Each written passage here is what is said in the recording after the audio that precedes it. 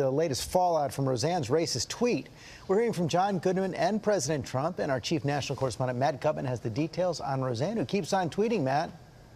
Good morning, George. Another long night for Roseanne on Twitter. Since she announced Tuesday she was leaving Twitter, she's posted nearly 300 times, which includes more conspiracy theories and, again, comparisons of Valerie Jarrett to characters from Planet of the Apes. And some like Jimmy Kimmel now suggesting this is not a Twitter meltdown, it's a mental health breakdown. Housekeeping. 24 hours after the cancellation of her show and those apologies on Twitter muddled with ambient excuses and even more controversial claims, Roseanne is back on the offensive, tweeting to her followers, "You guys make me feel like fighting back." What's up, deplorable?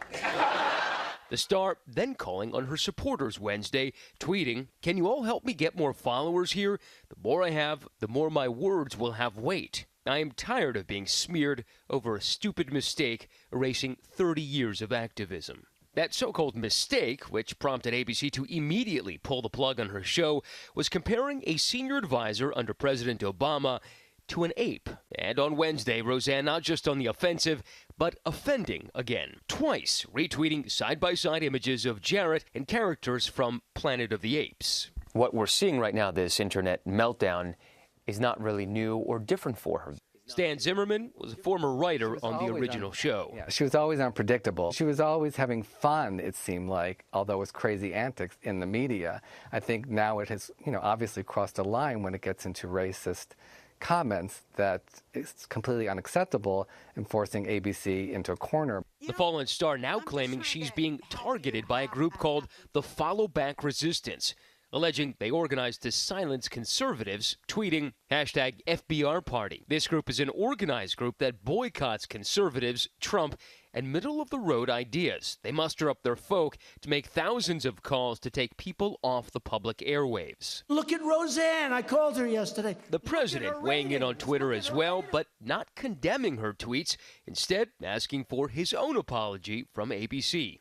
Bob Iger of ABC called Valerie Jarrett to let her know that ABC does not tolerate comments like those made by Roseanne Barr. Gee, he never called President Donald J. Trump to apologize for the horrible statements made and said about me on ABC. Maybe I just didn't get the call. The White House saying the president was only calling out media bias. The president's pointing to the hypocrisy in the media, saying that the most horrible things about this president, and nobody addresses it. This is a double standard that the president is speaking about. No one is defending her comments. They're inappropriate, but that's what the point that he was making. And this morning, for the first time, her TV work husband, John Goodman, speaking out from his home in New Orleans, saying he wasn't aware of his co-star's tweets, adding he would rather say nothing than cause more trouble.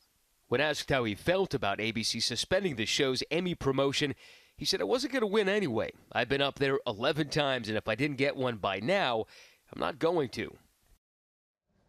Now, Goodman and several of the cast members might yet be paid for the canceled show. Roseanne, who was estimated to have earned $500,000 an episode, will not. And there's even talk now of rebooting the reboot without Roseanne, perhaps even focusing on the patriarch Dan, played by John Goodman. But as insiders tell us, it would be hard to do Roseanne without Roseanne. Guys? It would be difficult to do without. A lot of those writers out of jobs now too. So this I know. is a tough situation you think for about a lot the whole, of people. the whole crews. Yeah.